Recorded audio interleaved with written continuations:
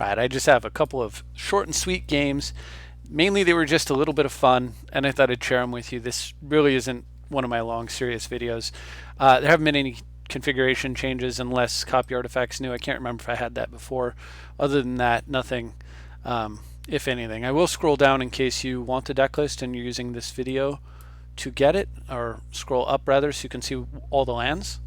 And we'll move right into the games and you'll see why I had a little bit of fun with them. So just four set quick ones, no major battles or anything, just a very enjoyable conclusion that hopefully will entertain you. So first game was against Rakdos, Lord of Riots, played by Ginger 6616.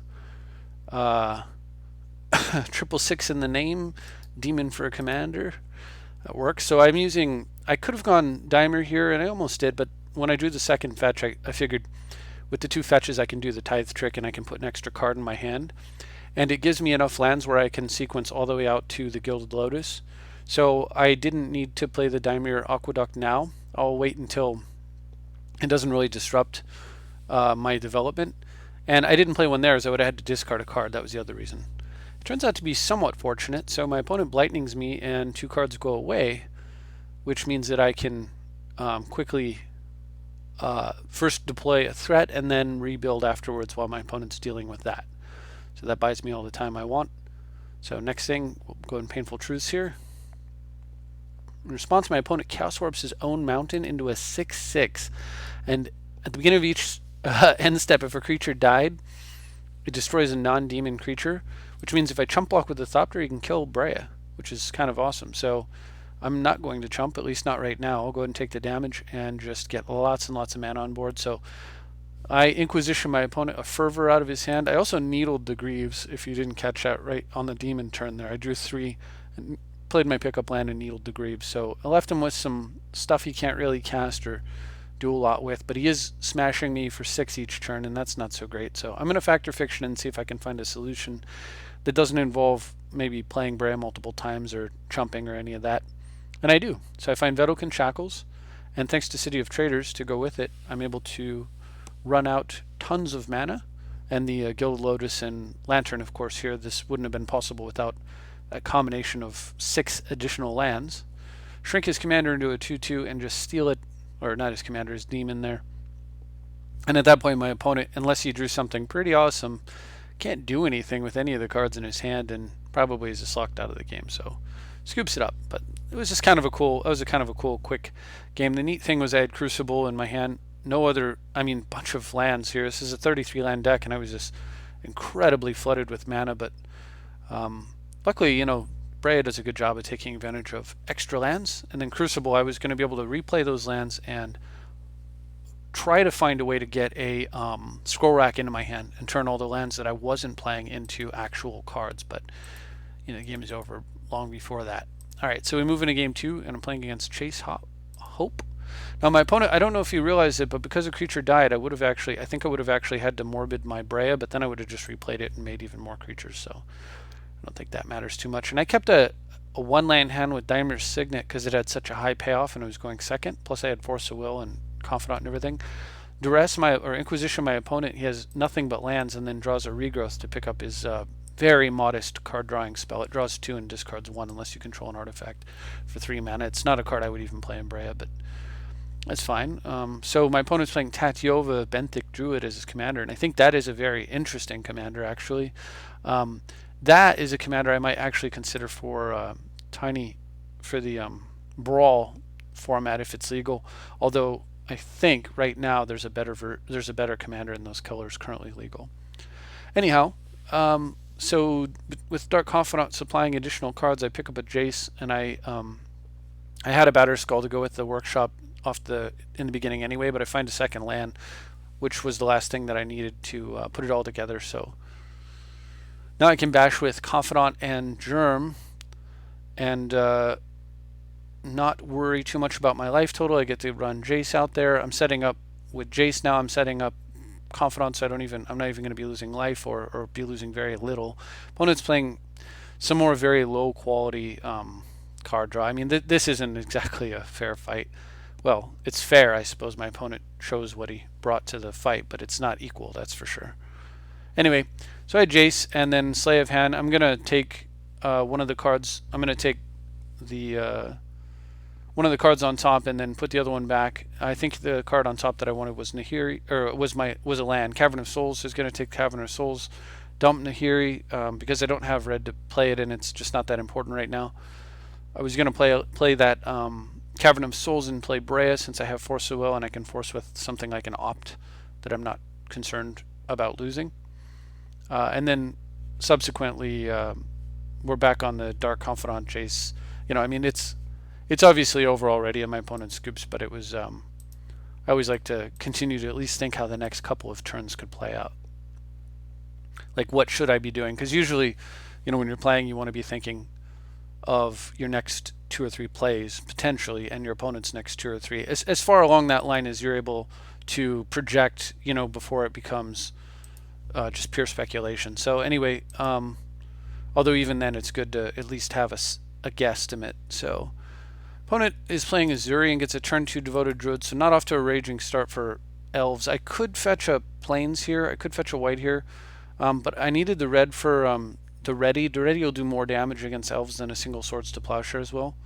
My opponent plays Sky Shroud Poacher, and I'm pretty glad that I got that the ready down because of the way that this works out. I get to play Felwar Stone, which only produces green against him since he doesn't have something like a Cavern of Souls or something that would make it a multicolored artifact.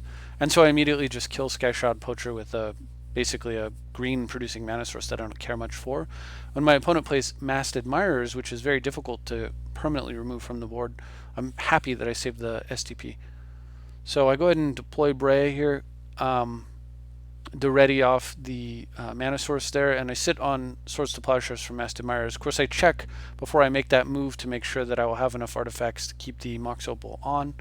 Opponent's turn, he Beast Within Breya, and again, I'm watching.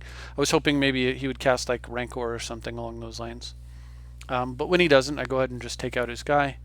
Thought sees a Growing Rites of Itlimoc out of his hand and leave a Roar of Challenge, which can force me to block a creature with all of my creatures and make his guy indestructible potentially. So for that reason, I'm not attacking too vigorously. Still, at this point, my opponent doesn't have much, and I top deck a Clamp to go with this Duretti, so I just get to go crazy here and draw 7 cards for the turn in total.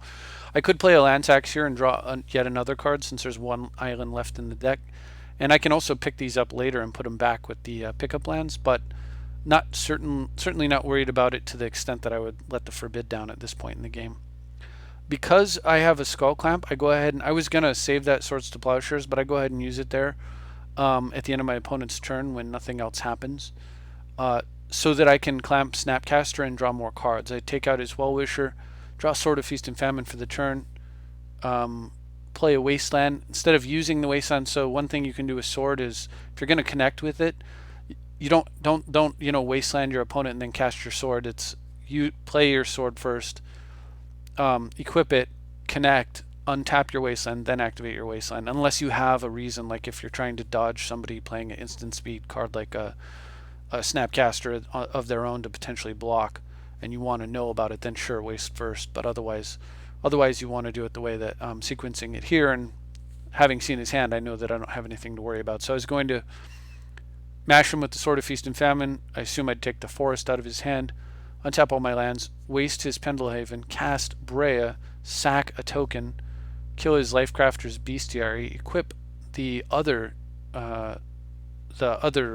flyer, draw 2 cards, and then play a land tax, which would pick me up yet another card on my opponent's next turn. In addition to all that, on the following turn, I get to Duretti for 2 more cards, plus equip Snapcaster for yet 2 more. So I was going to pick up 6 more cards on the next turn, which is pretty great when you're holding a Forbid. So that was game 3. Again, though, a lot of that's powered by, it seems it's so subtle and smooth that you don't kind of pick up on it, but a lot of that is powered by the additional mana sources in the deck, allowing me to go wide. Instead, it allows you to go really wide on the board, and while there is a risk of flooding, that's probably the biggest risk in the deck is flooding. I mean, there's also the risk that your opponent uses cheap disruption to interfere with your ramp. But because the deck, if you look at it, because the deck, and we'll get to this last game in a second, but because I didn't actually fundamentally change the deck and push a bunch of, like, there's no Karn, Ujin, Emrakul, there's other cards. Teferi would be a good one. There's a couple of other, like, really big cards we could be playing, high impact power plays, but because those things aren't in here, maybe Upheaval. The deck functions, if you prevent me from getting any of my artifact mana, then the deck functions just like it used to. The only difference is that I have less interactive cards, but you've interacted with me, so I don't need... So whereas before, you would try to play a card and I would use a cheap counter to interact with it. Instead, I'm the one playing the card and you have to react to interact with me. So that's what these things do.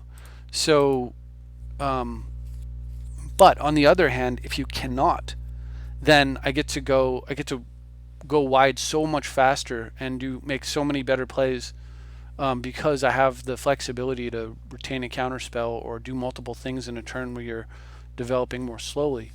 I can do things like sacrifice Breya more aggressively because I can recast it 2 or 3 more times in a game than I normally would. So it just has a much higher payout.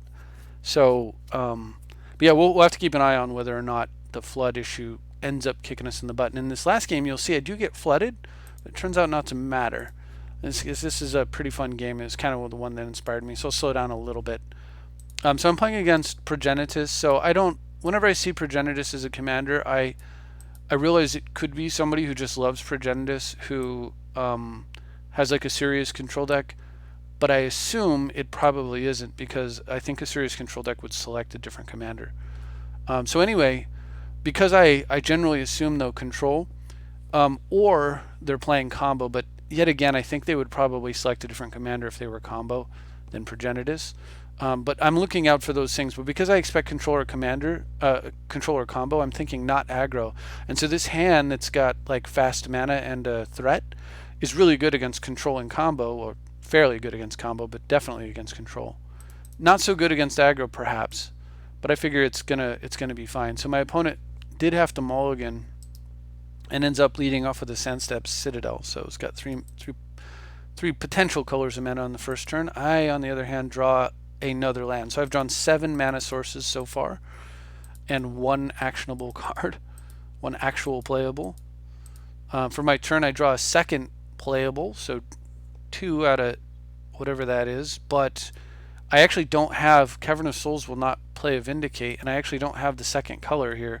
So I take Scrubland so that no matter which... If I draw, Tundra or Underground, I can play Vindicate, but and also it's a good pairing with Volcanic. But I actually can't play the Vindicate right now, so I'm going to run out... Not that I was going to on this turn, but I'm going to run out Power Stone. Now, a lot of times with City of Traders, you want to hold it either until you have a pickup land, or you want it to be like the last land out of your hand, or you only want to play it. You only want to play it if it's going to die on turns where it gives you such a huge advantage. Like if you run a Traders into a Gilded Lotus and then on the next turn you have to kill it, you're really just not feeling that bad. But even in the case where you're accelerating, I think, into a turn 2 Worn Power Stone, provided the stone lives, luckily my opponent just plays Ichor Rats, I don't understand why that's in there, but provided the stone lives, and you can use it twice, then you've gotten 4 mana out of 1 card, and that's pretty darn good. And in this case I will be using it twice, once for the stone and once for Karn. So Karn comes down and I make a 2/2. Play a Volcanic just to threaten all 4 colors, and maybe my opponent will respect it. So no, if you're my opponent here, I'm not sure how you handle this situation. You could send a rat in and just allow me to kill it, or you can hit Karn and not kill it. But basically you could trade your rat for a construct, or you can wait and look for like a removal card or something and deal with it then.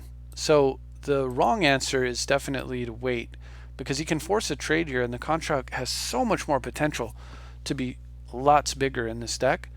I think it's correct if my opponent trades. However, my opponent does not see that, or maybe he's playing like, enchantments to, it's an effect-based deck. Maybe he's playing like enchantments that'll make the Ichor Rats much bigger, Armadillo Cloak or something, and so he wants to wait. Since he's apparently like light on action. But that waiting is going to cost them big time. So that 2/2, yet another mana source. But mana sources now, if they're artifact mana sources, they're crusades for me. That also allows me to play Breya a turn early. So down comes an uncounterable Breya. Opponent also may have been holding a counterspell here and thought they could just kind of like wait on the back of that. But my 2/2 immediately balloons up into 2 7/7s, one of whom is attacking right away. The insanity of this card. And so my construct shrinks to a 5/5 permanently due to infect, but you know, boo-hoo, right? All right, so my opponent explosive vegetations and passes. So I'm going to get a wall up them here. I draw yet another artifact, and then I plus up Karn. And I'll show you what I get in a second, but my opponent gives me a Toxic Deluge, and Karn exiles the other card with a silver token on it. And I'll show you what it is in just a moment. But my opponent, of course, knows what it is, as do I right now. And you'll see how it affects the game, and then I'll go back and show you. So maybe you can speculate as to what that card might be. But here I'm going to go ahead and just I'm kind of just getting greedy because it's so much fun. Because Karn just makes it way too much fun. Like I probably should have maybe played a land here and then Vindicated. Although, well, you'll see. Maybe Vindicated though one of my opponent's lands on this turn. But you know, Progenitus is 10, 1, 2, 3, 4, 5, 6, 7, and it's not like he can. It's not a 10 that you can pay for with colorless, so it's not like my opponent can go Temple of the False Gods Progenitus or something. So I wasn't super worried about it, and it's just way too tempting to play, you know, another Crusade here. So I'm gonna bash in for, yeah, what was that? 22 points of damage in a single turn of Breya. This is turn. I haven't played my fourth land. I could play my fourth land, and I'm already bashing for 22. Karn, man, the most ridiculous card. All right, so anyway, my opponent actually has a way to buy some time here. It plays a Cyclonic Rift kicked. So if I had Vindicated, at least my opponent would have to have played a land here for that to work. But anyway, I'm going to go ahead and sack and deal 3 to my opponent because I'm definitely under no life total pressure, and they are. So, or maybe they played a land and they wouldn't have been able to rift, but whatever. Anyhow, I play a land here for the turn. I didn't play one last turn. Now you probably have a really good idea what card is exiled. I go ahead and play a artifact, a Worn Power Stone. I could throw away Breya here, but then it just costs 6, and next turn I have a really good, like, Breya and Karn together is a great turn. So I don't really want to do that. I do want to hit a land, though. I will need to hit a land that comes into play untapped to make my 4th mana, or my 8th mana rather, to make those 2 plays. So with that in mind, I throw away the Aqueduct. Much as I really dislike throwing away those cards. Would have loved to have seen it earlier with the City of Traders, but I'm not going to cry. You can't have everything for sure. Here it turns out it would have been better to have the Aqueduct, because now I'm going to make a 3-drop, 4-drop combo. My opponent's got a Jace and Jaced into a way to shuffle and gain some life back, so that helps them, takes a little pressure off. Mana Leak's not looking too exceptional here. My opponent's 3, 4, 5, 6, 7, 8. 3, 4, yeah, 8. So 2 more turns for Progenitus. I'm not sweating the Progenitus. Honestly, if it hit, I don't even know that it would win the game for my opponent, but it would certainly change the game. Anyhow, I'm going to go ahead and Vindicate that Jace. I just don't want to play around with it at all. And I was going to slam an uncounterable Breya here because that's usually correct. But with my opponent tapped out, I'd rather have a Karn that's highly unlikely to be countered. And I can play an uncounterable Breya next turn. I just want to get going with the constructs again. So let's trot out a 4/4 who's going to grow to absurd proportions very soon. All right, so pre-combat we're going to Breya. Now here's the thing. I didn't show you that card because although again you've probably figured out what it is by now, or gotten very, very close. So we're gonna bug out here, but I'll show you what happens. I'll walk you through what happens. I think I can skip. No, I can't. Can I skip? No, I can't. Okay, so we're bugging out here. The last card in my opponent's hand's Path to Exile. My opponent plays Path on Breya. I just let it happen. I do not fetch an island, and the reason I don't fetch an island is because the last card in exile with a silver counter on it is Armageddon. So hopefully points to you if you figured out that it was either Armageddon or Ravages. So my opponent paths here, Breya. I don't fetch an island because why would I want to remove islands from my deck when I'm about to destroy all lands? Now this Karn, as you remember, was bounced, and I've replayed it, so it is not the same Karn. So if you have there are certain cards that exile cards and say, you can play cards exiled with this. Karn does not say that. What Karn says when you minus it is put a card you own with a silver counter on it from exile into your hand. Karn does not care if this was the Karn that created it or it was some Karn from earlier in the game, which means that decks with multiple Karns in them are going to be really, really good because you can use Karns to produce creatures and stock up on silver cards while you're drawing additional cards. If your opponent finds a way to deal with Karn, you can play another one and then start retrieving those cards at will. It doesn't matter. So that's an incredible feature that I didn't pick up on, and that was the thing I wanted to point out and why I made this game. So right now what's going to happen is I'm minus my Breya gets pathed. I get 2 Thopters, so my construct becomes a 7/7. So absurd. Had I actually played a land, I could have just sacked 2 artifacts and dealt 7, but that's 3 to my opponent and then attacked for 7. But if I had done that by sacking them, my construct would have become a 5/5 and it wouldn't have killed my opponent anyway. So instead, I'm just going to minus Karn, and you see I have 4 mana floating. Armageddon, all those lands away, play a land, sit on Mana Leak active, mash my opponent with a 7/7, leaving the 2 1/1s back, and a Karn with 2 counters on it to produce an 8/8 next turn and kill himself, or to pump +1, draw an extra card, and then whatever. Obviously whatever at that point. My opponent's long since out of this game. What's crazy about it is I can easily see in a multiplayer game where at that point you just pivot. You've destroyed everybody's lands and you have probably the 2 largest creatures on board, and you just pivot and start sending them after the next player and immediately finish them off with the flyers to protect Karn long enough to kick out a few more and draw you extra cards. And of course, if it were a multiplayer game at that point, you could also Toxic Deluge everything but the constructs, most likely, and just in a 1-2 punch have killed a player completely, removed the biggest threat from the game, destroyed everybody's lands and killed all their creatures, leaving you with 2 giant things to quickly smash the other 2 players before they can recover, taking out the second and then third worst threats. Like, this was a mana flood, and this one card is just so gross that you could do all that, and it's quite conceivable that you could, like I was saying, beat the entire table with just a bunch of mana, Karn, and a Breya, plus a single Armageddon, who was found with Karn. So really, that card is Karn.